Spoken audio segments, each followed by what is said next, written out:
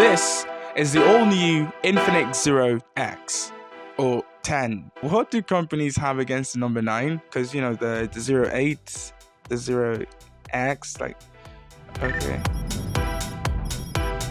New shirt, courtesy of the guys at X Club. I'll leave a link to the Android app in the description. We're focusing on everything that's new with this phone, the Zero X.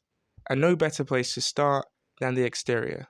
It has flat sides and it's kind of boxy. It feels really nice in the hand. It has a glass front as well as a glass back, but a plastic frame, and has a nice heft to it. It comes in two colors, the starry silver and nebula black. The silver would show less fingerprints with its kind of frosted glass look, but the black is just more exciting to look at and would show tons more fingerprints. At the front of the phone, we have a hole punch cutout, which is nice to see, but there seems to be like a silver ring around the cutout, and I would have preferred it if it was a bit more inconspicuous, but maybe that's just me. The main things they pointed out were the new set of cameras, a 64 megapixel main, an 8 megapixel ultra-wide, and an 8 megapixel periscope telephoto with 5x optical zoom and optical image stabilization.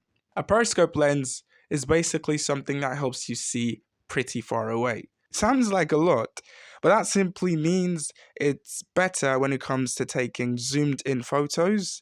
So you can zoom in at 5x optically, that is with the sensor, and you can still go as far as 60x or 60 times. But don't forget the 64 megapixel main sensor.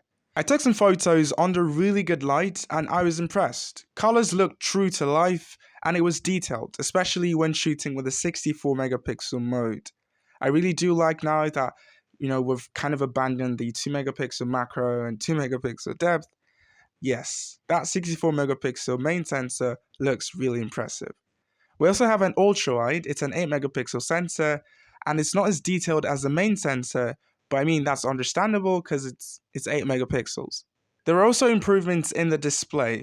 It's a 6.67-inch 1080p AMOLED display and 120Hz refresh rate. What that means basically is the display looks really nice and is pretty fast.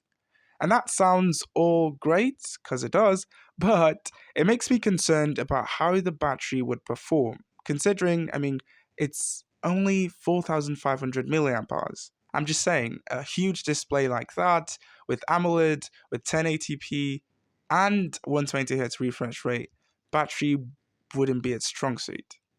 So I guess that's why they had no option but to include 45 watts fast charging. The one thing powering up this device is a Helio G95 chipset with 8GB of RAM. But Infinix included something called an individual graphic unit, so that makes it a dual chip. So that means it would perform even better. In fact, the reason why 120Hz is available on this phone is because of that. Now, if for some reason you feel like 8GB of RAM is still too small for you, Infinix has promised that with software updates you would be able to turn some of your storage into RAM. In fact, they say you would be able to get extra 3GB of RAM, making it 11. I don't know what you would do with 11, but yeah, you might be able to do that. So I guess it's safe to say that you would have no problems playing games or multitasking.